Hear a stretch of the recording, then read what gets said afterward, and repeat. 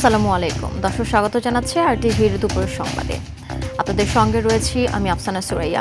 বাংলাদেশের শুল্ক কমার সবুজ সংকেত পাওয়া গেছে বলে জানিয়েছেন বাণিজ্য সচিব মাহবুবুর রহমান। বাংলাদেশের উপর আরোপিত ৩৫% পাল্টা শুল্ক কমানোর বিষয়ে চূড়ান্ত দর কষাকষি প্রথম দিনে যুক্তরাষ্ট্রের কাছ থেকে সবুজ সংকেত পাওয়া গেছে বলে বাংলাদেশের একটি জাতীয় গণমাধ্যমকে জানিয়েছেন বাণিজ্য সচিব মাহবুবুর রহমান। তিনি বলেন, শুল্ক যথেষ্ট পরিমাণ কমবে, তবে কত হবে তা এখনই বলা সম্ভব হচ্ছে না। আজ ও আগামীকালও মিটিং রয়েছে। বাংলাদেশের জন্য ভালো কিছু হবে বলে আশা করছেন তিনি। বাংলাদেশ যুক্তরাষ্ট্র শুল্ক ইস্যু নিয়ে তৃতীয় ধাপের প্রথম দিনের আলোচনা শেষ হয়েছে। এই আলোচনা শুরু হয় বুধবার বাংলাদেশ সময় রাত 3:30টায়। বাংলাদেশের প্রতিনিধি দলের নেতৃত্ব দিচ্ছেন বাণিজ্য উপদেষ্টা শেখ বশির উদ্দিন।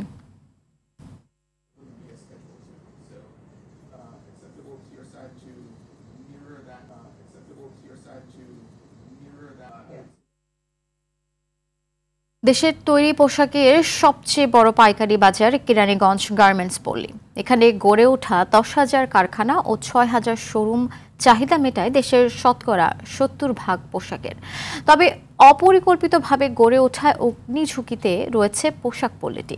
স্থানীয়রা বলছেন, কিছুদিন পর পর এখানে অগ্নি দুর্ঘটনা ঘটলেও নেওয়া হয়নি তেমন কোনো পদক্ষেপ। কেরানীগঞ্জ থেকে রাজু আহমেদের তথ্যচিত্র জানাচ্ছেন নাদিরা সুলতানা। বুড়িগঙ্গার কুল ঘেঁষে গড়ে উঠেছে কেরানীগঞ্জ গার্মেন্টস পল্লী। দেশের সর্ববৃহৎ পাইকারি এ পোশাক পল্লীতে কাজ করে 5 লাখের বেশি মানুষ। এতে মানুষের নিরাপত্তা নিশ্চিতে এখনও নেই অগ্নি নির্বাপক ব্যবস্থা। অপরিকল্পিত রাস্তা, অনুমোদনহীন ভবন, বিদ্যুতের অনিরাপদ সংযোগ, পানি স্বল্পতা সহ নানা কারণে এখানে কিছুদিন পরপরই আগুনের ঘটনা ঘটে। ডিসের তার আছে, ওয়াইফাই তার আছে, কারেন্টের তার আছে, মানে জায়গা কম থাকায় বিভিন্ন তারই এখানে জর্জরিত। আগুন থেকে রক্ষা পেতে হলে আমাদের মূলত দরকার হলো আপনার প্রত্যেক মার্কেটে পর্যাপ্ত পরিমাণ অগ্নি নিরাপণ ব্যবস্থা চালু করা। ফায়ার সার্ভিস যদি থাকে তাহলে আমাদের এই ব্যবসায়ীদের জন্য অনেক উপকৃত হয়। এজন্য ভবন মালিক ও পল্লী বিদ্যুতের অবহেলাকে দায়ী করার পাশাপাশি গার্মেন্টস পল্লীতে মোবাইল ফায়ার সার্ভিস টিম রাখার দাবি ব্যবসায়ীদের। এটা আমাদের এখানে কালেকশন দেয় হলো সদরঘাট থেকে দ্রুতভাবে আসে এই একটা টিম, আর কোনাগোলাতে আসলে তো মনে করেন আগুনের বিল্ডিং পুরো সাফ হয়ে যাবো। কোনাগোলা চিন্তা করলে চলবে না। তবে যদি দক্ষিণ কেরানীগঞ্জের ভিতরে কোনো জায়গার মধ্যে করে সরকার, তো ভালোই হয়। ফায়ার সার্ভিসের পক্ষ থেকে বলা হচ্ছে, ঝুঁকিপূর্ণ বৈদ্যুতিক সংযোগ, ব্যবসায়ীদের অসচেতনতা, ভবন মালিকদের অব্যবস্থাপনা কেরানীগঞ্জ গার্মেন্টস পল্লীতে অগ্নিকাণ্ডের মূল কারণগুলো রিসার্চ করি, সেখানে দেখছি আমরা সবচেয়ে বেশি বিদ্যুৎ থেকে বেশি অসাবধানতাবশত এই বৈদ্যুতিক গোলযোগ থেকে আগুনের ঘটনা বেশি ঘটছে। আর আমরা এখানে সহজে যেতে পারি না, কারণ রাস্তা সরু এবং যানজট রাস্তা। আর দ্বিতীয় কথা হচ্ছে পানির সমস্যা। অগ্নি দুর্ঘটনায় এড়াতে দ্রুতই ভবন মালিক এবং ব্যবসায়ী সমিতি ফায়ার সার্ভিসের সাথে পরামর্শ করে যথাযথ ব্যবস্থা নেবে, এমনটাই প্রত্যাশা স্থানীয়দের। নাদিরা সুলতানা, আরটিভি। তত্ত্বাবধায়ক সরকার ব্যবস্থা বাতিল করে বেআইনি রায় প্রদান ও জাল রায় তৈরির অভিযোগে দায়ের করা মামলায় সাবেক প্রধান বিচারপতি ABM খায়রুল হকের 7 দিনের রিমান্ড মঞ্জুর করেছেন আদালত। সকালে ঢাকার অতিরিক্ত মেট্রোপলিটন ম্যাজিস্ট্রেট মোহাম্মদ সানাউল্লাহর আদালত এই আদেশ দেন। এর আগে মামলার তদন্তকারী কর্মকর্তা মোহাম্মদ খালেক মিয়া তাকে জিজ্ঞাসাবাদের জন্য 10 দিনের রিমান্ড আবেদন করেন। 2024 সালের 27 আগস্ট সুপ্রিম কোর্টের আইনজীবী আব্দুল মান্নান খান শাহবাগ থানায় এই মামলা দায়ের করেন। এতে অভিযোগ করা হয়, সাবেক প্রধান বিচারপতি খায়রুল হক একজন সরকারি কর্মচারী হয়ে দুর্নীতিমূলক রায় প্রদান করেছেন। একই সাথে বিচারিক নথি জালিয়াতি করে 10ম ও 11তম জাতীয় সংসদের নির্বাচনে তত্ত্বাবধায়ক সরকার ব্যবস্থা বাতিলের ওই রায় প্রদান করেছিলেন তিনি।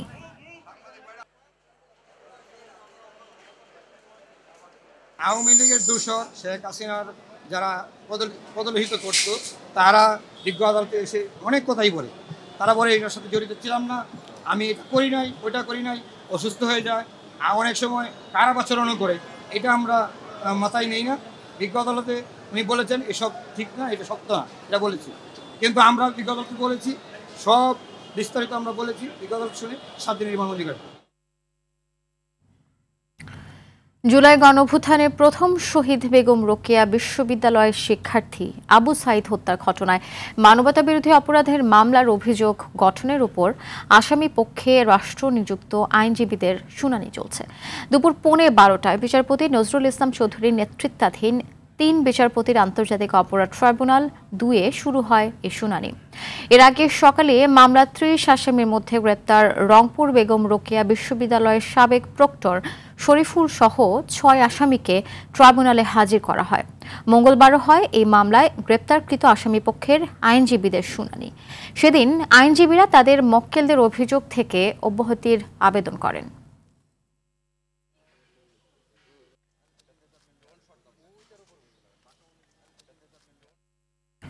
দর্শক, এই বিষয়ে বিস্তারিত জানাতে ট্রাইব্যুনাল থেকে সরাসরি যোগ দিচ্ছেন সহকর্মী জিএম মাহমুদ। শুনানির বিষয়ে সর্বশেষ কি তথ্য রয়েছে আপনার কাছে, সে সম্পর্কে বিস্তারিত জানাবেন আমাদের।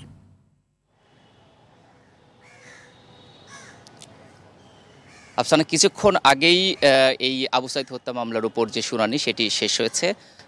12:15 শুরু হয়েছিল এই শুনানি এবং এটি এই 2:15 সময় শেষ হলো। এবং আজকের শুনানিতে আসামি পক্ষের আইনজীবীরা আসামিদের অভিযোগ থেকে অব্যাহতির জন্য তাদের যে এভিডেন্স রয়েছে এবং যে তথ্যপত্র রয়েছে এর উপর তারা কিন্তু আজকে বক্তব্য দিয়েছেন এবং তাদের আসামিদেরকে অর্থাৎ তাদের যে মক্কেল তাদেরকে নির্দোষ দাবি করেছেন এবং অব্যাহতির জন্য আবেদন করেছেন এবং বিভিন্নভাবে তারা উপস্থাপন করতে চেষ্টা করেছেন যে তাদের মক্কেলদের উপর যে আনিত অভিযোগ এটি সত্য নয়। এদিকে কিন্তু প্রসিকিউশন থেকে এবং তদন্ত সংস্থার যে রিপোর্ট এসেছে সেখানে কিন্তু উল্লেখ করা হয়েছে যে এই আসামিদের বিরুদ্ধে যে অভিযোগ এর পক্ষে বিভিন্ন এভিডেন্স তাদের রয়েছে, ভিডিও এভিডেন্স রয়েছে, অডিও রয়েছে, এরকম বিভিন্ন তথ্যপত্র রয়েছে। এসব বিষয় আদালতে উপস্থাপন করা হয় এবং এর প্রেক্ষিতে বিচারক আগামী 6 আগস্ট অভিযোগ আনুষ্ঠানিকভাবে গঠন হবে কিনা এর উপর রায় দেওয়ার জন্য দিন কিন্তু ধার্য করেছেন। অর্থাৎ 6 আগস্ট আসলে বোঝা যাবে যে এই যে আবু সাইদ হত্যা মামলা এটির যে অভিযোগ সেই অভিযোগটি গঠন হবে কিনা। তো সেদিন যদি আদালত আদেশ দেয় যে হ্যাঁ অভিযোগ গঠন হবে তাহলে কিন্তু আনুষ্ঠানিকভাবে মামলার বিচার কাজ শুরু হবে এবং এই মামলায় সাক্ষ্য গ্রহণের প্রয়োজন হলে সাক্ষ্য গ্রহণ করা হবে এবং অন্যান্য আরও যদি ডকুমেন্ট আদালতের প্রয়োজন হয় সেটি যদি চায় তাহলে সেই ক্ষেত্রে সেটি চাওয়া হবে এবং সেদিন থেকেই আসলে বলা যায় যে অভিযোগ গঠন হয় তাহলে বিচার কাজ অর্থাৎ আবু সাইদ হত্যা মামলার আনুষ্ঠানিক বিচার শুরু হয়ে যাবে এবং এরপরে কিন্তু প্রক্রিয়া অনুযায়ী রায় আসবে। আর আপনি জানেন যে আবু সাইদ হত্যা এটি আসলে জুলাই গণঅভ্যুত্থানের প্রথম শহীদ তিনি এবং এই আন্তর্জাতিক অপরাধ ট্রাইব্যুনাল 2-এরও কিন্তু প্রথম মামলা এটি। তো এই মামলাটি যেন তাড়াতাড়ি শেষ করা যায় এবং ন্যায় বিচার প্রতিষ্ঠিত হয় সেই লক্ষ্যে বিচারকরা কিন্তু আশাবাদ ব্যক্ত করেছেন এবং তারা কিন্তু অ্যাসিওর করেছেন। একই সাথে প্রসিকিউশন থেকেও আসলে বারবার বলা হচ্ছে যে ন্যায় বিচার প্রতিষ্ঠার লক্ষ্যেই তারা কাজ করছেন। আগামী 6 আগস্ট বোঝা যাবে আবু সাইদ হত্যা মামলার আনুষ্ঠানিক অভিযোগ গঠন হবে কিনা। এটি আসলে আজকের শুনানি শেষে বিচারকরা এই আদেশ দিয়েছেন। তো আন্তর্জাতিক অপরাধ ট্রাইব্যুনাল থেকে আবু সাইদ হত্যা মামলার এই ছিল আমার কাছে সর্বশেষ তথ্য। আমরা আসলে 6 তারিখ আসলে এর পরবর্তী আপডেট জানাতে পারবো। গত 3 নির্বাচনে অংশগ্রহণের দায়ে জাতীয় পার্টিকে নিষিদ্ধ করতে হলে 2018-তে অংশ নেওয়া বিএনপি সহ 31টি দলকেও করা উচিত বলে মন্তব্য করেছেন জাতীয় পার্টির প্রেসিডিয়াম সদস্য অ্যাডভোকেট রেজাউল ইসলাম ভূঁইয়া। নির্বাচন কমিশন সচিবের কাছে দলের আয় ব্যয়ের হিসাব জমা দিয়ে সাংবাদিকদের কথা বলেন তিনি। রেজাউল ইসলাম আরও বলেন, গণপ্রতিনিধিত্ব আদেশ অনুযায়ী জাতীয় পার্টি কোনো আইন ভঙ্গ করেনি। কোনো দলের দাবির পরিপ্রেক্ষিতে দলের নিবন্ধন বাতিল করার সুযোগ নেই। জাতীয় পার্টির গত 1 বছরে আয় 2,64,38,000 টাকা এবং ব্যয় 1,79,88,000 টাকা।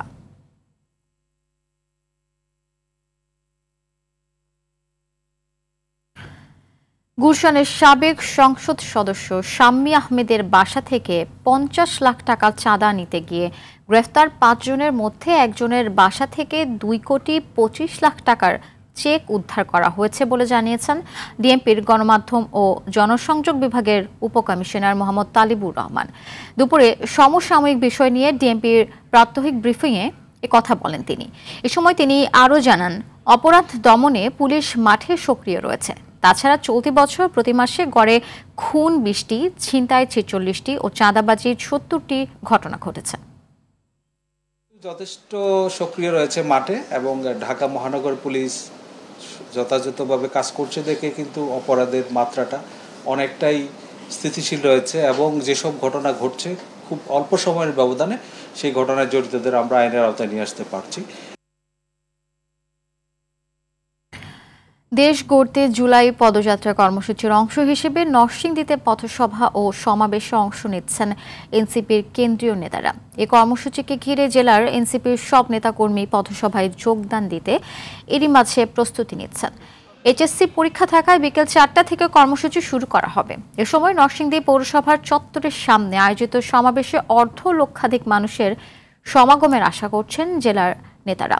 এই মুহূর্তে এনসিপির কেন্দ্রীয় নেতা নাহিদ ইসলাম, আক্তার হোসেন, সার্জিস আলম, হাসনাত আবদুল্লাহ, সামান্তা শারমিন সহ বেশ কয়েকজন নেতা নরসিংদী জেলা পরিষদের ডাক বাংলো, সমবায় রেস্ট হাউস ও হোটেলে অবস্থান করছেন।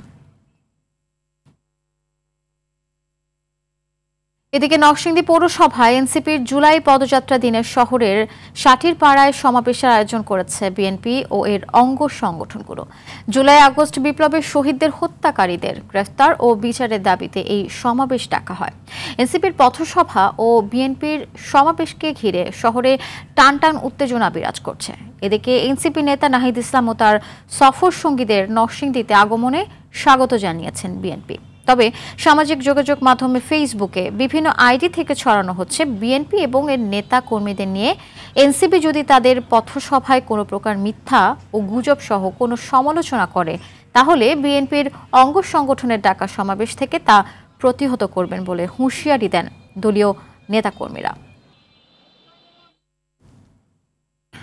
এনসিপির অনুরোধে জুলাই অভ্যুত্থান স্মরণে 3 আগস্টের ছাত্র সমাবেশ শহীদ মিনারের পরিবর্তে শাহবাগে করার সিদ্ধান্ত নিয়েছে জাতীয়তাবাদী ছাত্রদল। সকালে রাজধানী নয়াপল্টনে বিএনপির কেন্দ্রীয় কার্যালয়ের সংবাদ সম্মেলনে এ তথ্য জানান ছাত্রদলের সাধারণ সম্পাদক নাসির উদ্দিন নাসির। তিনি বলেন, যথাযথ নিয়ম মেনে শহীদ মিনারে সমাবেশের অনুমতি পায় ছাত্রদল। তবে এনসিপি বারবার অনুরোধ করায় উদার সংগঠন হিসেবে ছাত্রদল এনসিপির চাওয়াকে সম্মান দেখিয়েছে। শাহবাগের সমাবেশের কারণে জনদুর্ভোগ হলেও সেটি নগরবাসীকে ক্ষমাসুন্দর দৃষ্টিতে দেখার আহ্বান জানিয়েছেন তিনি।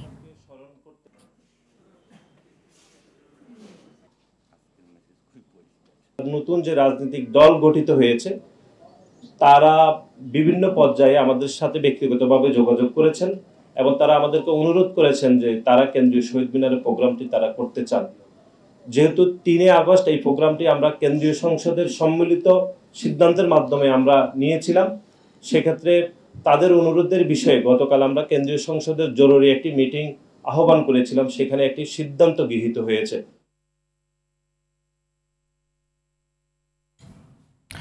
আগামীকালের মধ্যে জাতীয় সনদ চূড়ান্ত করতে চায় ঐক্যমত্য কমিশন। রাজনৈতিক দলগুলোর মতামত নিয়ে আজ বৈঠকের পর জানা যাবে ঘোষণার দিনক্ষণ। তাই দুপুরের পর ফের আলোচনায় বসবে কমিশন। এই মুহূর্তে ফরেন সার্ভিস একাডেমিতে রয়েছেন সহকর্মী অরণ্য গফুর। অরণ্য, বৈঠকের বিষয়ে কি তথ্য রয়েছে? বৈঠক শুরু হয়েছে কিনা আর সব রাজনৈতিক দল এখন পর্যন্ত এসেছে কিনা বিস্তারিত জানাবেন। আফসানা, আপনি জানেন যে জুলাই মাসের মধ্যেই ঐক্যমত্য কমিশন তার আলোচনা শেষ করে একটি জুলাই সনদ তৈরির দিকে এগিয়ে যাওয়ার পরিকল্পনা আগে থেকে ঘোষণা করেছিল এবং সেই প্রেক্ষাপটে আজকে কিন্তু জুলাইয়ের 30 তারিখ এবং আগামীকাল 31 তারিখ হলেও শুক্রবার যেহেতু সরকারি ছুটির দিন সেহেতু আজকেই আলোচনা শেষ করার একটি ডেডলাইন কিন্তু রয়েছে আপনি জানেন। এবং আমি কিন্তু এই মুহূর্তে রয়েছি ফরেন সার্ভিস একাডেমির দোয়েল অডিটোরিয়ামে এবং এখানে আলোচনা শুরু হবার কথা। এখন রাজনৈতিক দলগুলো আসতে শুরু করেছে, তবে এখনও কিন্তু সবাই এসে পৌঁছায়নি এবং 2টায় শুরু করার কথা থাকলেও হয়তো আরেকটু দেরি করে আলোচনাটি শুরু হবে বলে আমাদের মনে হচ্ছে। এবং আপনারা আমি আপনাকে জানিয়ে রাখি যে আলোচনা কিন্তু চলছিল, এর মধ্যে অনেকগুলো আলোচনা ছিল যেগুলো অমীমাংসিত ছিল, সেই বিষয়গুলো কিন্তু আজকে আলোচনা হবে এবং আরও নতুন 2-1টি বিষয় নিয়েও কিন্তু আজকে আলোচনা হবে।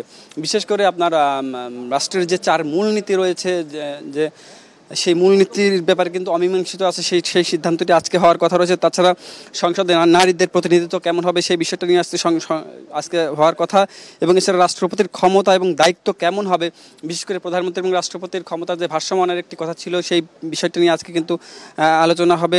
এছাড়া রাষ্ট্রপতি নির্বাচন পদ্ধতি এবং ইলেকটোরাল কলেজ থাকবে কিনা সেটি নিয়ে আলোচনা হবে। এছাড়া উচ্চকক্ষের গঠনটা কেমন হবে সেই বিষয়টা নিয়ে আলোচনা হবে এবং সর্বশেষ নাগরিকের মৌলিক অধিকারের যে ব্যাপারটি রয়েছে সেই ব্যাপারটি নিয়ে কিন্তু আলোচনা হবে। আপনি জানেন যে বাংলাদেশের সংবিধানে কিন্তু নাগরিকের মৌলিক চাহিদার উল্লেখ থাকলে মৌলিক অধিকারের ব্যাপারে কিন্তু অনেক ক্ষেত্রেই শিথিলতা রয়েছে। সেই ব্যাপারগুলোকে আসলে মৌলিক অধিকার হিসেবে স্বীকৃতি দিয়ে যাতে সাংবিধানিকভাবে সেই অধিকারগুলোকে বাস্তবায়ন করা যায় সেই আলোচনার বিষয়টা কিন্তু আজকে ঐকমত্য কমিশন রাখছে এবং নিয়ে এসেছে। তো সব মিলিয়ে এই আজকে আলোচনার গুরুত্বপূর্ণ ব্যাপারগুলো কিন্তু আজকে আলোচনায় আসবে এবং আজকে আলোচনা এতগুলো পয়েন্ট শেষ করতে পারবে কিনা ঐকমত্য কমিশন সেই বিষয়টা নিয়ে কিন্তু সংশয় রয়েছে। তো সব মিলিয়ে দেখা যাক আজকে কতদূর তারা আলোচনা করতে পারেন এবং জুলাই সনদের দিকে কতটুকু এগিয়ে যেতে পারেন শেষ পর্যন্ত আমাদেরকে আসলে দেখতে হবে আলোচনাটা কিভাবে এগোয়। আফসানা। জি, অসংখ্য ধন্যবাদ আপনাকে। কয়েক দশকের মধ্যে সবচেয়ে ভয়াবহ ভূমিকম্প আঘাত এনেছে রাশিয়ার পূর্বাঞ্চলে। রিখটার স্কেলে এর মাত্রা ছিল 8.8। শক্তিশালী এই ভূমিকম্পের জেরে সুনামি আঘাত এনেছে জাপান ও হাওয়াই দ্বীপপুঞ্জে। পাশাপাশি ভয়াবহ সুনামির সতর্কতা জারি করা হয়েছে আরও বেশ কয়েকটি দেশে। দুর্যোগপ্রবণ এলাকাগুলোর বাসিন্দাদের ইতিমধ্যেই নিরাপদ আশ্রয়ে সরে যাওয়ার নির্দেশ দিয়েছে দেশগুলোর কর্তৃপক্ষ। বিস্তারিত দেখুন বিনিয়ামিনের রিপোর্টে। রাশিয়ার পূর্বাঞ্চলীয় পেট্রোপাভলোভস্ক উপকূলের 136 কিলোমিটার পূর্বে 8.8 মাত্রার এই ভয়াবহ ভূমিকম্প আঘাত হানে। ভূমিকম্পের জেরে বুধবার কামচাটকা উপদ্বীপে 4 মিটার পর্যন্ত জলোচ্ছ্বাস দেখা গেছে। অঞ্চলটির গভর্নর অফিস জানায় কয়েক দশকের মধ্যে এটিই সবচেয়ে শক্তিশালী ভূমিকম্প। এই ঘটনায় কেউ হতাহত হয়নি, তবে বেশ কিছু স্থাপনা ক্ষতিগ্রস্ত হয়েছে। ক্ষয়ক্ষতি এড়াতে উপকূলীয় বাসিন্দাদের আশ্রয়কেন্দ্রে সরে যাওয়ার নির্দেশ দিয়েছে কর্তৃপক্ষ। ভূমিকম্পটির কিছুক্ষণ পরই অঞ্চলটির দক্ষিণ পূর্বে 6.9 মাত্রার আরেকটি আফটারশক আঘাত হানে। এরপর 4 ধাপের সুনামির আঘাতে ক্ষতিগ্রস্ত হয় দেশটির বন্দর ও উপকূলীয় এলাকা। ভূমিকম্পের প্রভাবে যুক্তরাষ্ট্রের হাওয়াইতে আঘাত হেনেছে সুনামি। এর মধ্যেই সেখানকার বন্দর থেকে সব বাণিজ্যিক জাহাজ সরিয়ে নেওয়ার নির্দেশ দিয়েছে মার্কিন কোস্টগার্ড। সেই সঙ্গে বাসিন্দাদের নিরাপত্তায় অঞ্চলটিতে খোলা হয়েছে জরুরি আশ্রয় কেন্দ্র। সুনামি আঘাত হেনেছে জাপানের হোক্কাইডোতেও। সেখানে 3 থেকে 4 ফুট উচ্চতার ঢেউ আছড়ে পড়ছে উপকূলে। এছাড়া দেশটির উত্তর পূর্বাঞ্চলের কুজি বন্দরেও প্রায় 1.5 মিটার উচ্চতায় আছড়ে পড়ছে ঢেউ। এই পরিস্থিতি আগামী 24 ঘন্টারও বেশি সময় স্থায়ী হতে পারে বলে সতর্কবার্তা দিয়েছে জাপান। আলাস্কা, ফিলিপাইন ও ইন্দোনেশিয়ায়ও সুনামির সতর্কবার্তা জারি করা হয়েছে। এছাড়া উত্তর ও দক্ষিণ কোরিয়া, তাইওয়ান ও মার্শাল দ্বীপপুঞ্জ সহ বেশ কয়েকটি অঞ্চলে ছোট আকারের ঢেউ আঘাত হানার আশঙ্কা আবহাওয়াবিদদের। বিনিয়ামিন, RTV। দর্শক, এবারে নিচ্ছে হাইসেন্স সংবাদ বিরতি। ফিরে এসে আরও যা থাকছে।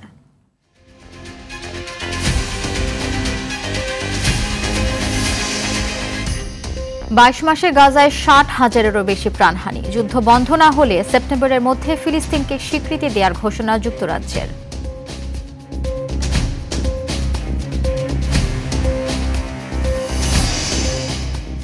এবং জাতীয় বক্সিংয়ের ফাইনাল কাল 52 কেজি ওজন শ্রেণীতে যুক্তরাষ্ট্র প্রবাসী বক্সার জিনাত ফেরদৌসের প্রতিপক্ষ আফরা খন্দকার।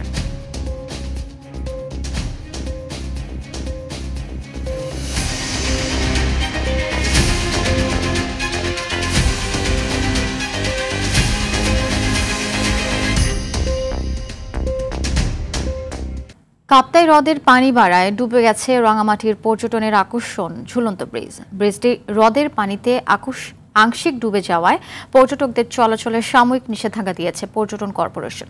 সকালে দেখা যায় সেতুর কোথাও 6 ইঞ্চি, কোথাও আরও বেশি পানি উঠেছে। এই অবস্থায় নিরাপত্তার কথা বিবেচনা করে দর্শনার্থীদের প্রবেশ বন্ধ ঘোষণা করা হয়। রাঙামাটি পর্যটন কর্পোরেশনের ব্যবস্থাপক আলোক বিকাশ চাকমা জানান, ঝুলন্ত সেতুতে হ্রদের পানি প্রবেশ করায় কর্তৃপক্ষের সাথে আলোচনা করে এই সিদ্ধান্ত নেওয়া হয়েছে।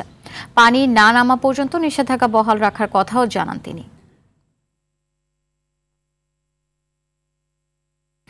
লালমনিরহাটে তিস্তার পানি বিপদসীমার নিচে নেমেছে, তবে এখনও পানিবন্দী কয়েক হাজার মানুষ। প্লাবিত চরাঞ্চলে চলছে দুর্ভোগ।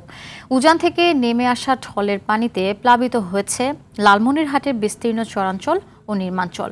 সকালে তিস্তা ব্যারেজের ডালিয়া পয়েন্টে পানি বিপদসীমার 8 সেন্টিমিটার নিচে রেকর্ড হলেও বাস্তব চিত্র বলছে মানুষের দুর্ভোগ এখনও তীব্র। নদীর পানি বেড়ে যাওয়ায় ডুবে গেছে অসংখ্য পুকুর ও মাছের ঘের। মৎস্য চাষে ব্যাপক ক্ষতির আশঙ্কায় দিন পার করছেন চাষিরা। প্রশাসন বলছে পানিবন্দী মানুষের তালিকা তৈরি করা হচ্ছে। দ্রুত শুকনো খাবার ও ত্রাণ বিতরণের উদ্যোগ নেওয়া হচ্ছে। 90 দিনের শুল্ক বিরতি আরও বাড়ানোর বিষয়ে সম্মত হয়েছে যুক্তরাষ্ট্র ও চীন। বিশ্বের এই দুই বৃহত্তম অর্থনীতির মধ্যে বাণিজ্য যুদ্ধ প্রশমনে সুইডেনের স্টকহোমে দুদিন আলোচনা শেষে উভয় পক্ষ এই সম্মতিতে পৌঁছায়। তবে এই আলোচনায় উল্লেখযোগ্য কোনো অগ্রগতি হওয়ার কথা ঘোষণা করা হয়নি। মার্কিন কর্মকর্তারা বলছেন আগামী 12 আগস্ট শেষ হতে যাওয়া শুল্ক বিরতির মেয়াদ বাড়ানো হবে নাকি চীনের উপর 3 অঙ্কের হারে আবার শুল্ক কার্যকর হবে সে সিদ্ধান্ত দেবেন প্রেসিডেন্ট ডোনাল্ড ট্রাম্প। তবে মার্কিন অর্থমন্ত্রী স্কট বেসেন্ট জানিয়েছেন ট্রাম্প শুল্ক বিরতির মেয়াদ বাড়াতে অস্বীকৃতি জানাবেন এমন আশঙ্কার কোনো ভিত্তি আপাতত নেই। এদিকে বাণিজ্য চুক্তি না হলে ভারতের রপ্তানি পণ্যের উপর 25% শুল্ক আরোপের হুঁশিয়ারি দিয়েছেন যুক্তরাষ্ট্রের প্রেসিডেন্ট ডোনাল্ড ট্রাম্প।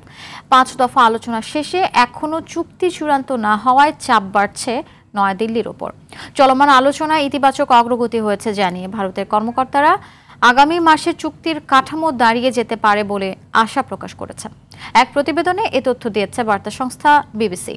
এদিকে পৃথক বাণিজ্য চুক্তি না হলে অধিকাংশ অংশীদার দেশকে যুক্তরাষ্ট্রের রপ্তানি ক্ষেত্রে 15 থেকে 20% পর্যন্ত শুল্ক দিতে হবে বলে জানিয়েছেন ট্রাম্প। এছাড়া খুব শীঘ্রই প্রায় 200 দেশকে বিশ্ব শুল্ক হ্রাস সম্পর্কে অবহিত করা হবে বলে আভাস দিয়েছে মার্কিন প্রশাসন। প্রায় 22 মাস ধরে চলা ইসরায়েলের হামলায় ফিলিস্তিনের গাজায় নিহতের সংখ্যা 60,000 ছাড়িয়েছে। হামলার পাশাপাশি গাজা অবরোধ করে তীব্র খাদ্য সংকটও সৃষ্টি করেছে ইসরায়েল। এর জেরে মৃত্যু হয়েছে 1.5 শতাধিক মানুষের, তাদের বেশিরভাগই শিশু। 2023 সালের 7 অক্টোবর থেকে গাজায় নির্বিচার হামলা চালিয়ে আসছে ইসরায়েলি বাহিনী। এ পর্যন্ত 662 দিনে 60,034 ফিলিস্তিনি নিহত হয়েছেন। সেই হিসাবে প্রতিদিন গড়ে নিহত হয়েছেন 90 জনের বেশি। আহত হয়েছেন 1,45,870 ফিলিস্তিনি। এদিকে গাজায় যুদ্ধ বন্ধ না হলে ও টেকসই শান্তি প্রক্রিয়ার জন্য কার্যকর পদক্ষেপ না নিলে সেপ্টেম্বর মাসেই ফিলিস্তিনকে রাষ্ট্র হিসেবে স্বীকৃতি দেবে যুক্তরাজ্য, এমন কঠোর বার্তা দিয়েছেন দেশটির প্রধানমন্ত্রী কিয়ার স্টারমার। জাতীয় বক্সিংয়ের ফাইনাল মাঠে গড়াবে আগামীকাল। মোহাম্মদ আলী বক্সিং স্টেডিয়ামে সকাল থেকে বিভিন্ন ক্যাটাগরিতে শুরু হবে ফাইনালের লড়াই, যেখানে নারী বিভাগে 52 কেজি ওজন শ্রেণীতে যুক্তরাষ্ট্র প্রবাসী বক্সার জিনাত ফেরদৌসের প্রতিপক্ষ নারী ফুটবল দলের অধিনায়ক আফিদা খন্দকারের বোন আফরা খন্দকার প্রাপ্তি। বিকেল 4টায় শুরু হবে শিরোপার এই লড়াই। এদিকে পুরুষদের 48 কেজিতে শিরোপার জন্য সেনাবাহিনীর অনিক হাওলাদার লড়বে আনসারের লিমনের বিপক্ষে। 51 কেজিতে রাজশাহীর রাসেল কবিরের প্রতিপক্ষ সেনাবাহিনীর আরিফুল ইসলাম। 54 কেজিতে মুখোমুখি হবেন আনসারের উৎসব আহমেদ ও সেনাবাহিনীর রাকিব হোসেন।